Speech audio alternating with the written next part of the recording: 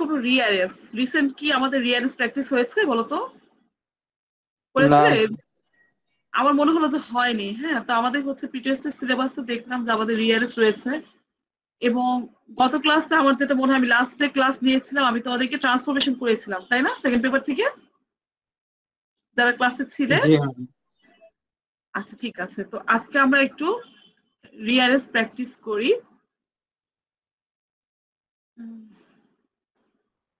আচ্ছা,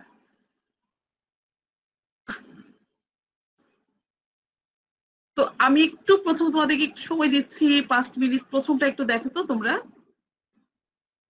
প্রথমটা একটু এটা আমাদের আমরা করেছিলাম অনেক আগে, মনে হয় আমরা করেছিলাম যে সুলতানের যে একটা গল্প ছিল, ঠিক আছে? সুলতানের যে গল্পটা, একজন সুলতান কি করেছিলেন, তার একজন কি দরকার ছিল, একজন তোমার ওয়াইজ একজন কাউন্সিলর, ওয়াইজ একজন ট্যাক্স কালেক্টর ওনার নিয়োগ দেওয়া দরকার। মনে পড়েছে গল্পটা? হুম? তো তখন উনি কি করেছিলেন যে একজন ওয়াইজ কাউন্সিলর অ্যাডভাইস অনুযায়ী উনি অ্যাপ্লিকেশন করেছিলেন এবং কি করেছিলেন তোমার যেদিন অ্যাপ্লিকেন্টরা আসলো ইন্টারভিউ এর জন্য উনি কি করেছিলেন কিছু কয়েন প্যাসেজের মধ্যে ছড়িয়ে দিয়েছিলেন, এরকম আর কি গল্পটা। তো সবাই কি করেছিল, ব্লাস্ট হয়ে গিয়েছিল এবং বাট একজন ছাড়া। এভাবে উনি কি করেছিলেন, ম্যাম ওনার যখন গল্পটা তো শুনিনি। এই তো গল্পটা তো বললাম তো, গল্পটা হচ্ছে এরকম যে একজন সুলতানের কি দরকার ছিল, ওয়াইজ একজন ট্যাক্স কালেক্টর দরকার। তো যেহেতু ট্যাক্স কালেক্টর পদটা হচ্ছে অনেস্ট একজন ট্যাক্স কালেক্টর দরকার, তো যেহেতু ট্যাক্স কালেক্টর পদটা হচ্ছে কি অত্যন্ত গুরুত্বপূর্ণ একটা পদ, কারণ এখানে অনেস্ট এবং ডিসঅনেস্ট দুটো ব্যাপার এখানে চরিত্র রয়েছে। উনি কি করেছিলেন একজন কাউন্সিলরের অ্যাডভাইস অনুযায়ী, ওয়াইস কাউন্সিলর ওনাকে অ্যাডভাইস দিয়েছিলেন যে অ্যাপ্লিকেশন চাওয়ার জন্য, এবং অ্যাপ্লিকেন্টসরা যখন তার সাথে মিট করতে আসলো উনি কি করেছিলেন পরীক্ষাটা এভাবে নিয়েছিলেন যে প্যাসেজের মধ্যে গোল্ডের কয়েন ছড়িয়ে দিয়েছিলেন। তো সব অ্যাপ্লিকেন্টসরা কি করেছিল এটা দেখে তো একদম ব্লাস্ট হয়ে গিয়েছিল, বাট একজন রিফিউজ করেছিল, একজন রিফিউজ করেছিল। তো এভাবে কি করেছিল, যে রিফিউজ করেছিল তাকে তাকে কি করেছিল উনি ওনার যোগ্য প্রার্থী হিসেবে মনে করে সিলেক্ট করেছিলেন, এই আর কি গল্পটা। এটা ঢাকা বোর্ডের একটা কোর্সেন, একটা ঢাকা বোর্ডে এসেছিল একটা ইয়ার। তো এখন দেখো তো তোমরা এটা মেলাতে পারো কিনা, এই গল্পটা তো বলে দিলাম।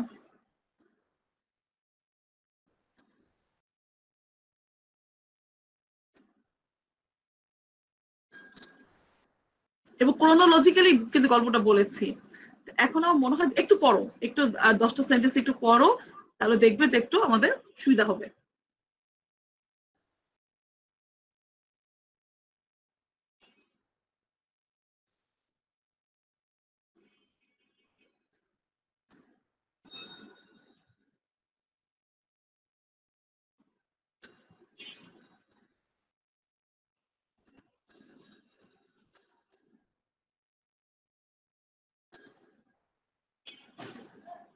খুঁজে পেয়েছো প্রথমটা?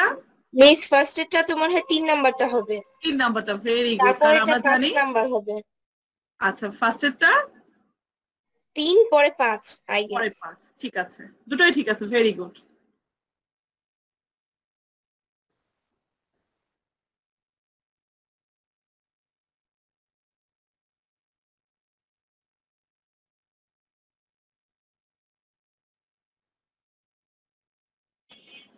প্রথম দুটো আমরা পেয়ে গেছি আনসারটা, কারণ আমরা জানি যে লং এগো এই জাতীয় শব্দগুলো আগে থাকে। Long ago they lived a sultan in a country. আর নাম্বার 5টা হচ্ছে he wanted to appoint an honest man as his tax collector. এরপর দেখো 3 নাম্বারটা কি হতে পারে। মিস 6 হবে মনে হয়। আরেকটু চিন্তা করো। 8 নাম্বারটা হতে পারে। 8 number, very good. So he asked for the wise councillor advice. তো 3 নাম্বারটা হচ্ছে 8।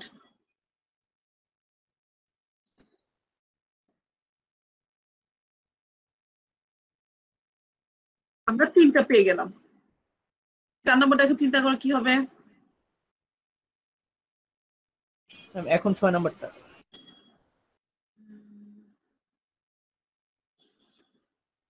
আরেকটু চিন্তা করো।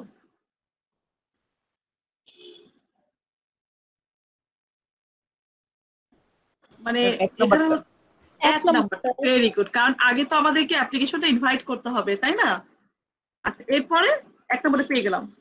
আগে হচ্ছে আমাদেরকে অ্যাপ্লিকেশন ইনভাইট করতে হবে, এরপরে 5 নম্বরটা। কারণ প্রথমে দেখো তাহলে কি দাঁড়ালো আমাদের, হ্যাঁ 5 নম্বরটা বলো। ম্যাম এটা হচ্ছে 8 নাম্বারটা, 9 নাম্বারটা ম্যাম। একটু চিন্তা করো, ভালো করে মিনিং গুলো 6 দেখো। নাম্বারটা হবে ম্যাম। হ্যাঁ 2 হবে না। না 2 হবে না, ম্যাম 6 নাম্বারটা যে 6 নাম্বার 6 নাম্বার 6 নাম্বার এটা হবে 6 নাম্বার। আচ্ছা এখন 5 পর্যন্ত মিলাও, দেখো মিনিং গুলো মিলাও। তাহলে প্রথমটা দাঁড়ালো long ago there lived a sultan in a country. Number 5, he wanted to appoint an honest man as his tax collector. Number 3, 3টা হচ্ছে 8 দাঁড়ালো, so he asked for the wise counselors advice. তো advice হতে কি করলেন, then he invited application invite করলেন। আচ্ছা এরপরে নাম্বার 5 হচ্ছে a number of people applied for the job, অনেক মানুষ কি করেছিল, অ্যাপ্লাই করেছিল। আচ্ছা এবার 6 নম্বরটা কোনটা হতে পারে। মিস এবার মনে হয় 2 হবে নাকি? এইবার 2 হবে, হ্যাঁ এবার 2 হবে। এরপরে মনে হয় 9 হবে। এবার হচ্ছে 2, the applicants were asked to meet the sultan one by one. তারপর 7 কি বললে? 9 বুঝছিলাম মিস।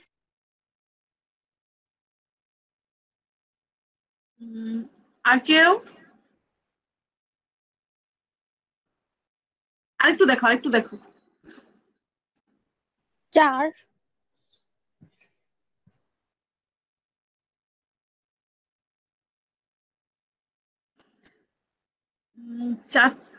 চারটা তো লাস্টে, ডিজার্টমেন্ট তো শেষে পেলো তাই না।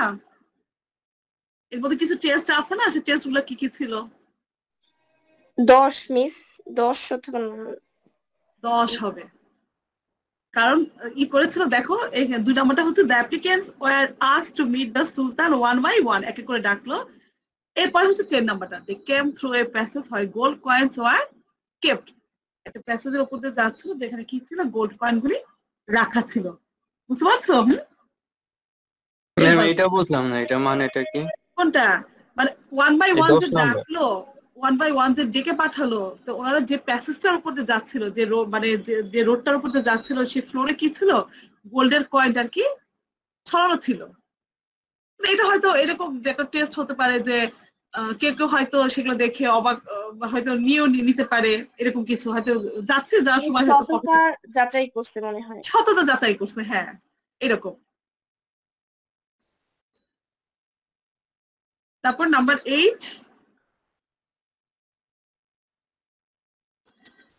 ম্যাম 8 নাম্বারটা 9 হবে।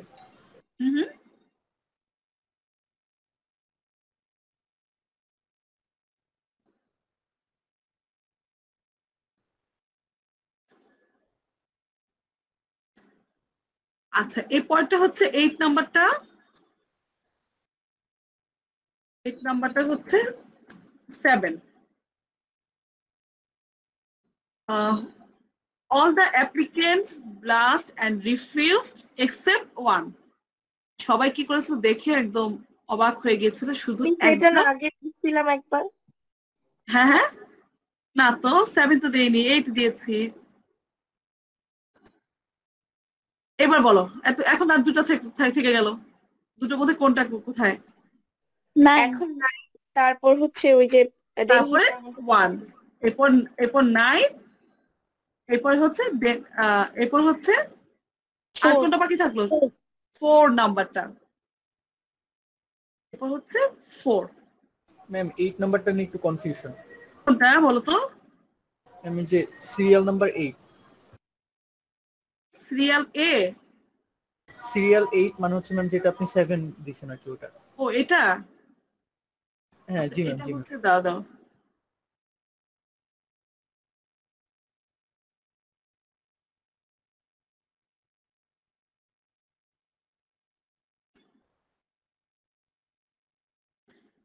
এটা আসলে দুটোই কাছাকাছি হয় তাই না? জি ম্যাম, আমার 8 তো এবং মনে হচ্ছে 9 ম্যাম 9 নাম্বারটা আগে হবে। 8 এবং 9 এর মধ্যে মানে দুটোই দেখা যাচ্ছে যে এই দুটোই একটু কাছাকাছি হয়ে যায়।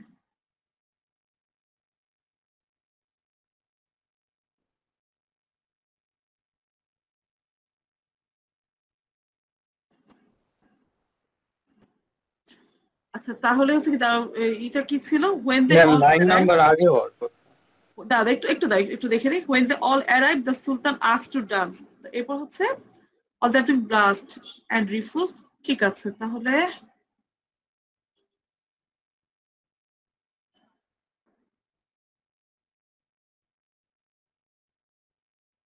একটা হচ্ছে 9 আর হচ্ছে 9টা হচ্ছে 7।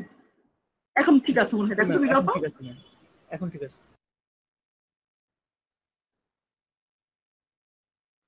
আচ্ছা সবাই কি বুঝতে পেরেছে? দেখো তো প্রথমটা জি ম্যাম।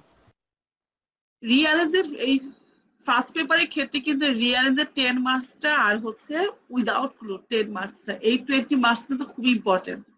মানে আমার কাছে যেটা মনে হয় যে এই 20 মার্কস যদি কমন আমাদের না পড়ে, যদি ভালো না হয়, তাহলে কিন্তু আমাদের কিন্তু ইংলিশের মানে ফার্স্ট পেপার মার্কস তোলাটা কিন্তু টাফ ম্যাম হয়ে যায়। কারণ রিয়ালিটিটা রাইট পাওয়া যায়, বাট ম্যাম উইদাউট ক্লুটাই ম্যাম একটু সমস্যা। উইদাউট ক্লুটা এখন দেখা আমি আমার এই 2-3 বছরের এক্সপিরিয়েন্সে যেটা দেখছি বুঝছো যে টেক্সচুয়ালটা বেশি আসতেছে টেক্সট থেকে।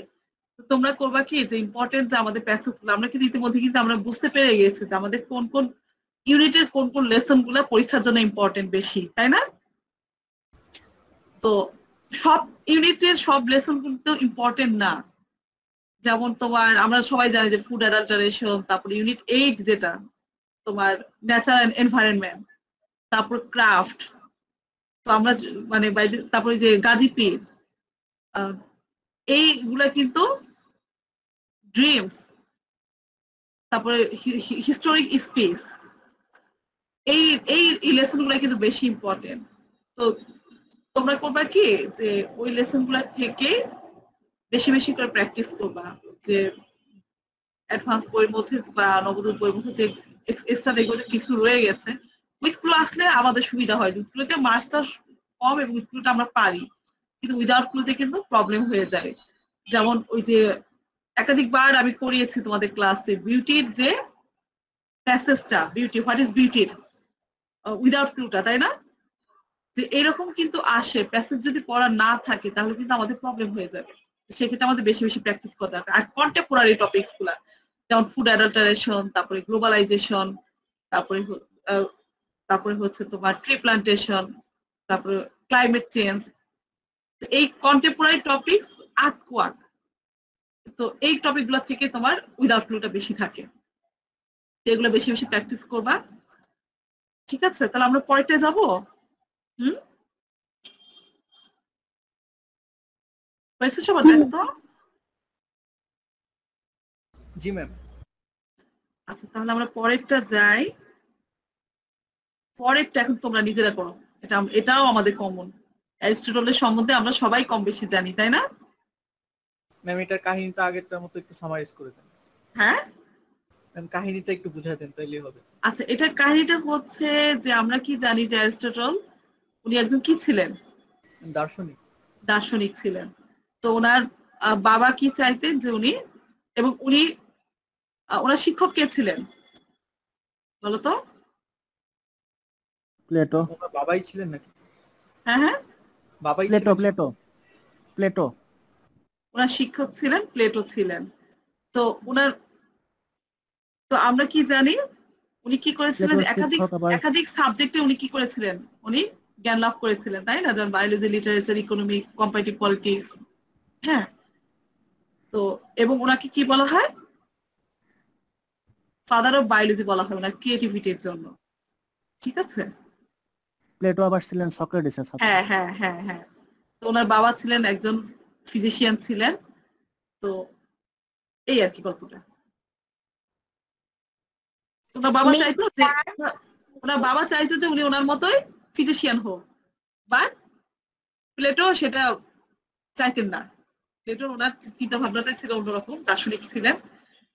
তো পরবর্তীতে উনি ফিজিশিয়ান হলেন না, উনি কি করেছিলেন, একদম দার্শনিক হয়েছিলেন।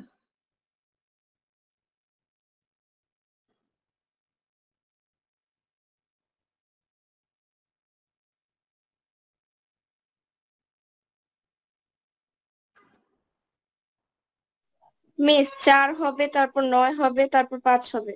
আচ্ছা, প্রথমটা আমরা পেলাম 10 number. Aristotle madam was born in Greece. Madam 4-এর পরে 6 7 হবে মনে হয়। 4-এর পরে ভালো 7 করে দেখো মিস 9। 4-এর পরে 9, he was the son of royal physician। তো আচ্ছা, আমরা 7 না হবে না? ব্যক্তির ক্ষেত্রে আমরা মনে রাখবো কি, প্রথমে হচ্ছে জন্ম, তারপরে প্যারেন্টস, তারপরে শিক্ষা, তারপরে চাকরি, তারপর যদি কোনো অ্যাওয়ার্ড থাকে, এই ক্রোনোলজিক্যাল অনুযায়ী, ঠিক আছে? কারণ এটা তো আমরা দেখতে পাচ্ছি যে একটা ব্যক্তিকেন্দ্রিক। তো প্রথমে হচ্ছে আমার জন্মটা নিয়ে, যে Aristotle was born in Greece. এরপর আমরা একটা ইনফরমেশন পাচ্ছি কি ওনার প্যারেন্টসদেরকে নিয়ে, তাই না? তো তাহলে এখানে হচ্ছে 2 নাম্বারটা তাহলে 9, was the son of A royal physician. এইবার বলো 3 নাম্বারটা। 5। এরপর হচ্ছে number 5, his father wanted him to be a physician but he never cherished to be so। চেরিস্ট অর্থ কি বলতো?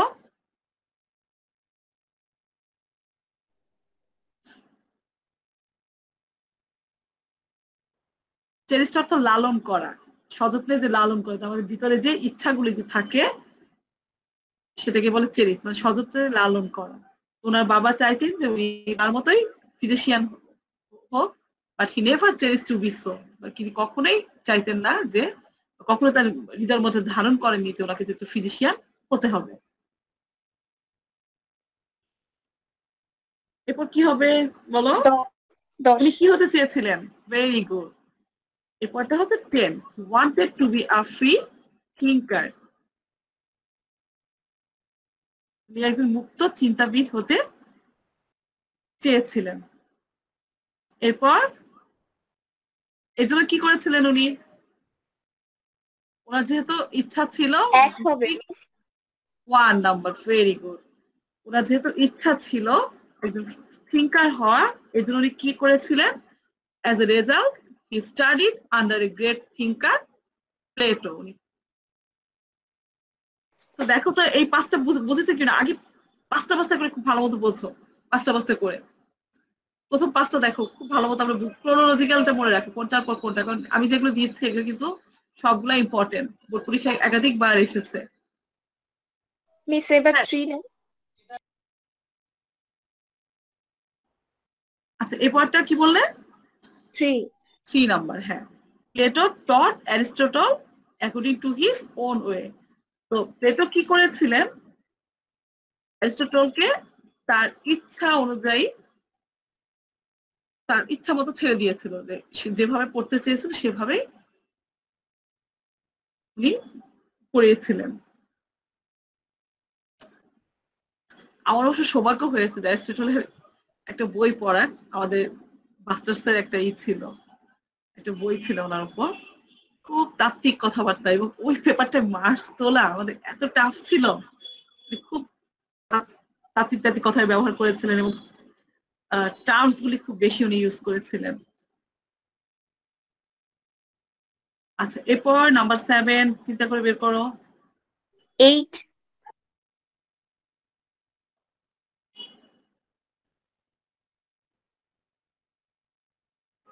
কোনটা হবে? মিস 8।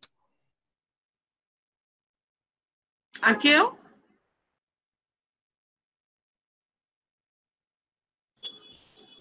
মিস 7। চিন্তা করো, এখানে কিন্তু একটু ইয়ে আছে।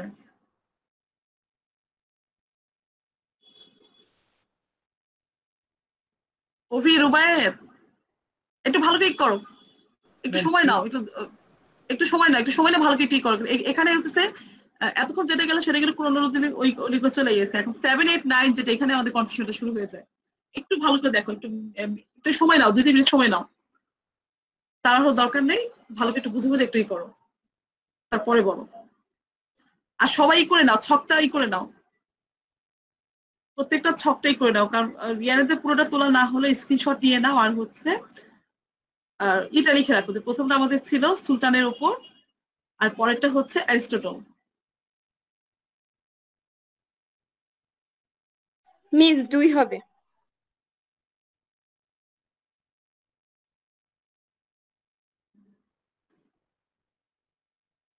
আচ্ছা 4টা তোমরা কি করো, যা যা খাতার মধ্যে লিখো, আমি পরে বলছি।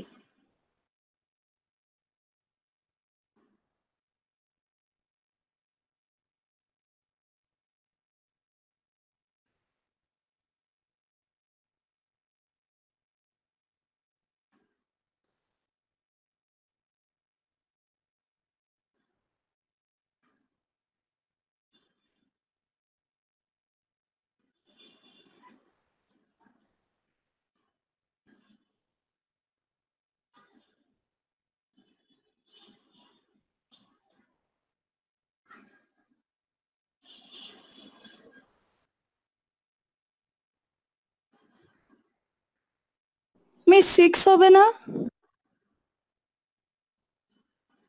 3 নাম্বারটা, আচ্ছা 4টা আগে করো, আমি পরে বলছি।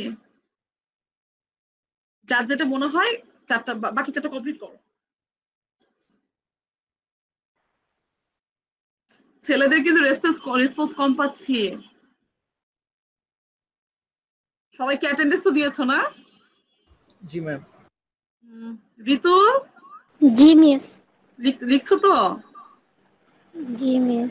ছেলেদের রেসপন্স একদম কম পাচ্ছি। সামি, তারপর মোহাম্মদ, নয়ন আছে ক্লাসে, নয়ন, ইব্রাহিম, রেসপন্স করো না কেন বাবা? পারতেছে।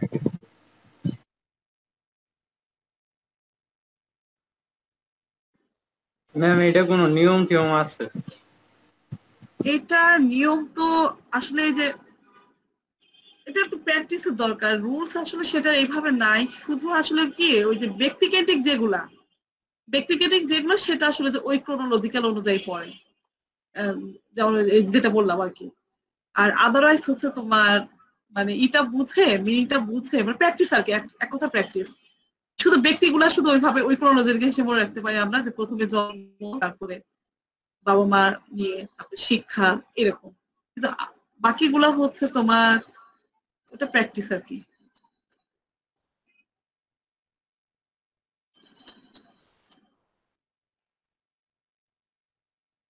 আর তোমরা চেষ্টা করবা যে মাঝে মাঝেই হচ্ছে রিয়ারেন্স আর উইদাউট ক্লু একদম কিন্তু করে রেখো না, একদম মানে স্টপ করে রেখো না, তাহলে কিন্তু দেখা যাবে যে অন্যান্য জায়গায় প্রিপারেশন ভালো থাকলে এই দুটা নিয়ে কিন্তু ভীতি কাজ করবে। মানে অন্য কিছু অন্যান্য আইটেম গুলা যেমন আমাদের কোশ্চেন আনসার বা বাকি যেগুলো আছে গ্রাফ ট্রাফ, এগুলো আমরা হয় কি তোমরা সায়েন্স স্টুডেন্ট তো তোমরা এমনিতে লিখতে পারবে, বাট ফ্লো চার্ট, তারপর রিয়ারেন্স এবং হচ্ছে তোমার এই উইদাউট ক্লু, ফার্স্ট পেপারে এই 3টা আইটেম মাঝে মাঝে একটু প্র্যাকটিস থাকবে। পয়েমের থিমটাতেও তো মার্কস অনেক, নতুন একটা আইটেম, কিন্তু লাইন খুবই ছোট্ট একটা 4-5টা লাইন কারেক্টলি লিখতে পারলে আমাদের হয়ে যায়। ফার্স্ট পেপারে মোটামুটি এই 4টা আইটেম যদি আমরা একটু প্র্যাকটিসে রাখতে পারি, তাহলে কিন্তু আমাদের ইংলিশের জন্য অত স্টাডি করতে হয় না। কিন্তু একটু সিস্টেম অনুযায়ী কোনটা ইম্পর্টেন্ট না, সেটা একটু বেছে বেছে যদি একটু মোটামুটি একটু প্র্যাকটিস করা যায়, তাহলে কিন্তু ইংলিশের 70-80 পাওয়া কোনো ব্যাপার না। সবার হয়ে গেলে বলবে, বাকি 4টা কমপ্লিট করো।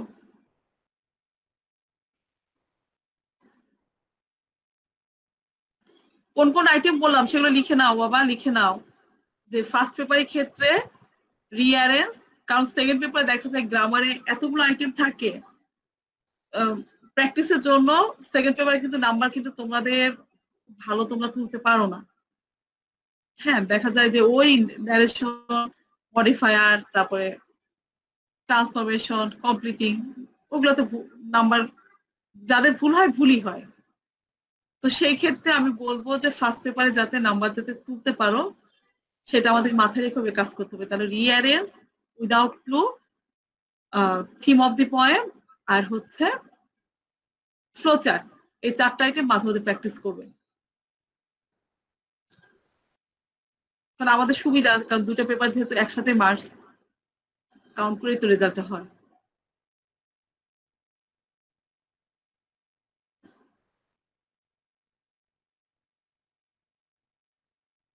বাকি যেটা হয়েছে এত সময় লাগার তো কথা না।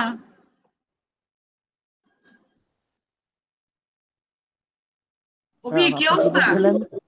ম্যাডাম আপনি কি বলছিলেন যে রিঅ্যারেঞ্জ উইদাউট আচ্ছা, flow, without flow, rearrange, flow chart, আর হচ্ছে থিম অফ দি পয়েন্ট। ঠিক আছে।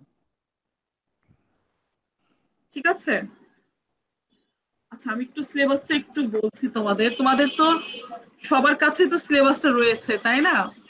তো আমাদের প্রি টেস্টের সিলেবাস অনুযায়ী আমাদের কোনগুলো আরো বেশি প্র্যাকটিস দরকার বলো তো? গ্রামার তো আমরা করাচ্ছি, ওভারঅল গ্রামার আমরা কম বেশি 3জনই করাচ্ছি তাই না? তো তোমাদের সেকেন্ড পেপারে তো গ্রামারের আইটেম তো তোমরা জানো, ওই 6টা আইটেম রয়েছে। আর বাকিগুলো তো তোমরা নিজেরাই করে নিবে, যে রাইটিং সাইডে আমাদের প্যারাগ্রাফ, ইমেল, তারপর কম্পোজিশন। আর গ্রামার তো আমরা প্র্যাকটিস করাচ্ছি, যেমন গ্রামারের মধ্যে রয়েছে completing sentence, transformation, right form or verb, modifiers, narration, connectors. এই 6টা। যে প্রি টেস্টের যা সিলেবাস আছে ওটাই? হ্যাঁ হ্যাঁ, ওটাই, কিন্তু আমরা একটু অ্যাড করেছি। যেমন তোমার গ্রামারের আইটেম 5টা দেওয়া ছিল, ওখানে আমরা কানেক্টরসটা অ্যাড করেছি, 6টা আইটেম দিয়েছি। ঠিক আছে, আর হচ্ছে তোমার ফার্স্ট পেপারের ক্ষেত্রে দেখবে যে আমরা ফার্স্ট পেপারে আছে question answer, flow chart, fill in the blanks with clue, without clue, rearrange এবং গ্রাফ। হ্যাঁ, তো গ্রাফ তো তোমরা পারোই। তোমরা করবে কি, উইথ ক্লু, উইদাউট ক্লু এবং রিঅ্যারেঞ্জ হচ্ছে বোর্ড কোশ্চেন 17, 18, 19, এই 3টা পড়বে, নোট ডাউন করে নাও। এবং আজকে আমি যেগুলি করাচ্ছি এগুলো হচ্ছে বোর্ড কোশ্চেন 17 থেকে করাচ্ছি। ঠিক আছে, তো তোমাদের হচ্ছে rearrange, with clue, without clue, এগুলো নোট ডাউন করে নাও বাবা। তো বোর্ড কোশ্চেন হচ্ছে অল বোর্ড 17, 18, 19। তো আমাদের 18 তো আমরা জানি 18 তো বোর্ড কম, মাত্র 2টো কোশ্চেন, বাট 17 এবং 19 কিন্তু 8টা করে বোর্ড। হ্যাঁ, এই তো। আর আমাদের ইউনিট তো আমরা 13, 14, 15।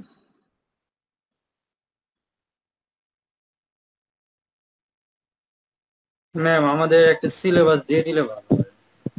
তোমাদের সিলেবাস বইতে থাকার কথা রে বাবা, আছে না সিলেবাস বই? না ম্যাম, মানে যেই অ্যাড হয়েছে না হয়েছে, মানে অন্যান্য সব বই তো। না না, সব ঠিক আছে, মানে কোনো কিছু অ্যাড হয় নাই।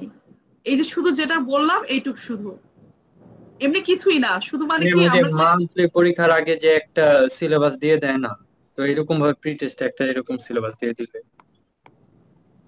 না, প্রি টেস্টের সিলেবাসটা তো আসলে একটু লং, তো ওইভাবে তো আসলে দেওয়াই হয় না। যেমন মাল্টি টেস্টে তো আমরা পরীক্ষা নেই হয়তো 1-2টা আইটেমের উপর, কিন্তু প্রি টেস্টের জন্য তোমাদের যে সিলেবাস, বইটাতে সিলেবাসটা আসছে ওইটাই ফলো করবা। কিন্তু যেমন এই যে আমরা যেমন আমরা with clue, without clue, rearrange, এগুলো তার বোর্ড কোশ্চেনটা আমরা উল্লেখ করিনি। এটা যে বলে দিলাম যে বোর্ড কোশ্চেন 17, 18, 19, জাস্ট শুধু এইটুকু লিখে নাও। উইথ ক্লু, উইদাউট ক্লু, রিঅ্যারেঞ্জটা হচ্ছে অল বোর্ড কোশ্চেন 17, 18, 19। আর গ্রামারটা শুধু যা আছে সবই, শুধু কানেক্টরটা অ্যাড হয়েছে এই। এবং আমরা যে টিচাররা যে ক্লাস দিচ্ছি 3জনই কিন্তু মানে এই সিলেবাসের বাইরে কোনো টপিক আমরা পড়াচ্ছি না। হ্যাঁ, তো ফার্স্ট পেপার কি তোমাদের কি অন্য আর 2টো ইউনিট কি সার্বা ম্যাডাম পড়িয়েছেন, যে scientific achievement, tours and travels, এগুলি? না ম্যাম। তো ওটা স্যার ম্যাডামদের বলবে, কারণ আর্ট অ্যান্ড মিউজিকটা তো আমি তোমাদেরকে পড়িয়েছি। তা আমি এখন কিছুদিন আমি সেকেন্ড পেপারই পড়াবো, সেকেন্ড পেপার মানে গ্রামারের যে আইটেম গুলা। কারণ আর্ট অ্যান্ড মিউজিকটা আমি এটা কমপ্লিট করেছি, শুধু একটা লেসন বাকি আছে, ওই একটা পড়াবো। আর বাকিগুলো হচ্ছে স্যার ম্যাডামদের পড়ানোর কথা আর কি। আচ্ছা এরপর বলো 7 নাম্বারটা কি দিয়েছো? আমি বলো তো 7 নাম্বারটা কি লিখেছো?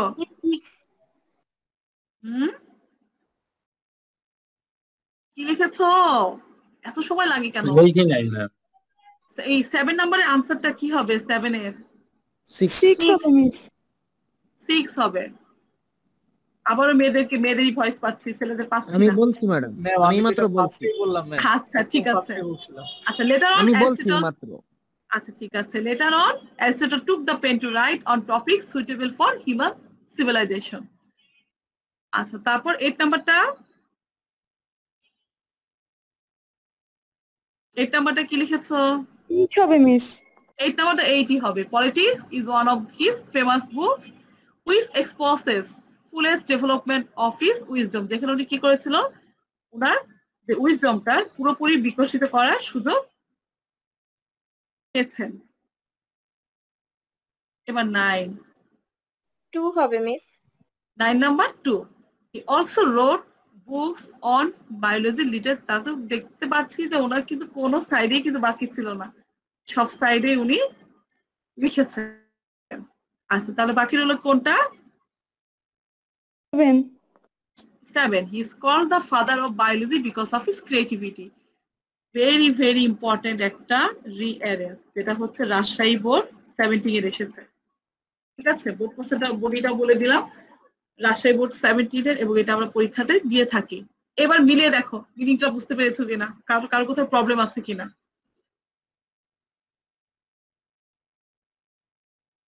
তো এইটা আজকে রিঅ্যারেঞ্জ করানোর অর্থ হচ্ছে, যেহেতু আমাদের পরীক্ষায় রিঅ্যারেঞ্জ রয়েছে, তো মিস ইম্পর্টেন্ট 3টা আজকে করালাম বোর্ড কোশ্চেন 17 থেকে।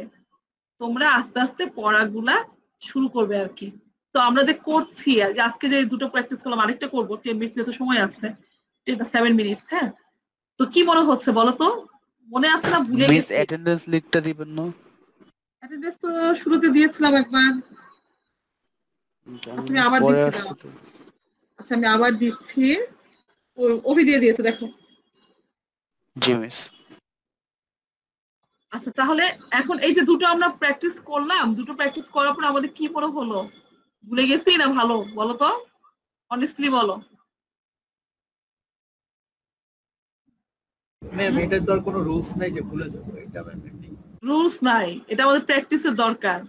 তো সেই ক্ষেত্রে আমাদের কি মনে হলো, এই যে হঠাৎ করে যে আজকে করলাম, হ্যাঁ 50-50, আমার কাছে মনে হলো 50-50, তাই না? হ্যাঁ জি ম্যাম এরকম। মানে অনেকদিন তো আমাদের প্র্যাকটিস হয় নাই, মানে একদম খারাপও না আবার একদম খুব ভালোও না। হ্যাঁ, তো অসুবিধা নাই, কিন্তু আমাদেরকে আমরা এখন প্র্যাকটিস করবো আর কি। তো এখন যে টপিকটা, সেটা আরেকটা ইম্পর্টেন্ট টপিক, নোবেল প্রাইজ। এটা বোর্ড কোশ্চেন 17 থেকে। তো আমরা জানি যে নোবেল প্রাইজটা কতগুলো, এখানে হচ্ছে মূলত হচ্ছে যে আমরা কি জানি যে বর্তমানে যতগুলো সম্মানজনক পুরস্কার রয়েছে তার মধ্যে নোবেল প্রাইজটা কিন্তু আরেকটা, তাই না? সবগুলো শাখাতে পুরস্কার, সেই শাখাগুলোর নাম দেয়া আছে। হ্যাঁ ম্যাম আজকে ছুটি দিয়ে। হ্যাঁ এটা আচ্ছা, এটা করে ছেড়ে দেই, তার 5-6 মিনিট, তার আমাদের 3টা করা থাকলো। ঠিক আছে, এটা আমি বলে দিচ্ছি। এটা প্রথমটা তাহলে কি হবে বলো? সি। প্রথমটা সি। হ্যাঁ,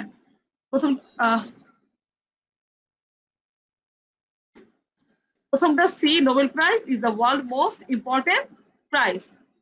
আচ্ছা এরপর জি নাম্বার, এরপরটা হচ্ছে বি।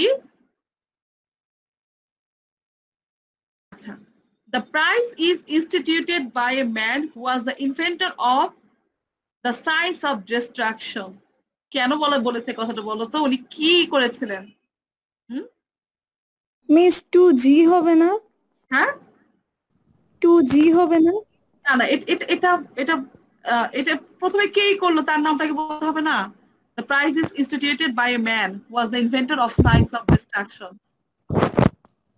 তো এটা হচ্ছে কে ডিনামাইট আবিষ্কার করেছিলেন, কারণ আমরা জানি যে ডিনামাইটটা কিন্তু একটা ভালো কাজের জন্য এটি করা হয়েছিল, যে বড় বড় উপত্যকা না, এই বড় বড় যে মালভূমি পাহাড় এগুলো ভেঙে ভেঙে রাস্তা বানানোর জন্য। বাট মানুষ কি করছে, এটাকে ডিস্ট্রাকটিভ কাজে ব্যয় করছে, এটাকে ব্যবহার করছে। তো যার জন্য একটু বলা হচ্ছে যে inventor of science of distraction. উনি যদিও এটা মহৎ কাজের জন্য করেছিলেন, বাট মানুষ এটা ডিস্ট্রাকটিভ কাজে ব্যবহার করছে। কারণ দুটো যুদ্ধের যে বিভীষিকাটা, ফার্স্ট ওয়ার্ল্ড ওয়ার এবং সেকেন্ড ওয়ার্ল্ড ওয়ার, এটা দেখে এরপর থেকে আসলে এটা বলা হয় আর কি। তারপর নাম্বার 3 তাহলে কি হতে পারে? নাম্বার 3টা বলো তো, কে ছিলেন এই মানুষটা? ডি নাম্বার হবে, D. D number, he is Alfred Bernal Nobel. 4 number, E number 2. 4 নাম্বারটা জে, কারণ আমরা জন্ম পাচ্ছি না। He was born in Stockholm. Stockholm কোন দেশের রাজধানী? On 21st October 1833 and he died on 10 December Stockholm সুইডেনের রাজধানী। সুইডেনের রাজধানী। Very good. আচ্ছা, এরপর 5 নাম্বার। 5 নাম্বারটা কি হবে তাহলে? 5 নাম্বারটা E number. Very good. Though he is a citizen of Sweden, he was educated in Russia. যদি উনি সুইডেনের অধিবাসী ছিলেন, উনি কি করেছিলেন? রাশিয়াতে পড়াশোনা করেছেন। আচ্ছা, এরপর এফ নাম্বার খেয়াল করো। Nobel prizes are awarded every one for outstanding achievement in the field of কোন কোন ক্ষেত্রে? Science, literature and for promoting world peace, এবং শান্তির জন্য। এরপরটা হচ্ছে আই নাম্বার। ইকোনমিক্সটা প্রথম দিকে ছিল না, but economics was added in the list in 1969 for the first time. এই জায়গাগুলো মনে রাখবো, এই জায়গাগুলোতে আমাদের ভুলটা হয়ে যায়। তো প্রথম আমরা যেটা পেলাম যে this achievement was distributed for outstanding performance in science, literature and for promoting world peace.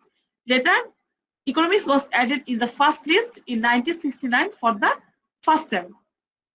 আচ্ছা, এরপরটা হচ্ছে এ মিস। না, এরপরটা হচ্ছে জি। The prize is given to persons with most outstanding contribution. Contribution অর্থ কি? কন্ট্রিবিউশন অর্থ অবদান, মানে এই শাখাগুলোতে সর্বোচ্চ অবদানের জন্য এই পুরস্কারগুলো দেওয়া হয়। এরপরটা হচ্ছে এ।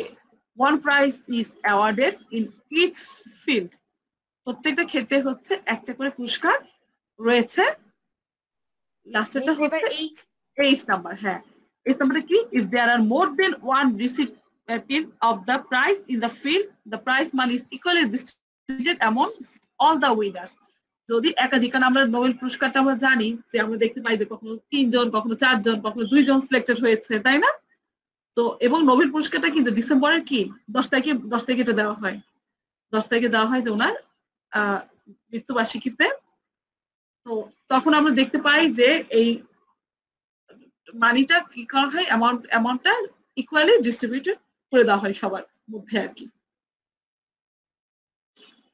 ঠিক আছে, তো আমরা হচ্ছে ইম্পর্টেন্ট 3টা করলাম। এখন যেটা করলাম সেটা ছিল সিলেট বোর্ড। প্রথমটা ছিল ঢাকা বোর্ড, পরেরটা ছিল রাজশাহী বোর্ড, এটা করলাম সিলেট বোর্ড। 3টাই হচ্ছে বোর্ড কোর্সের 17 থেকে।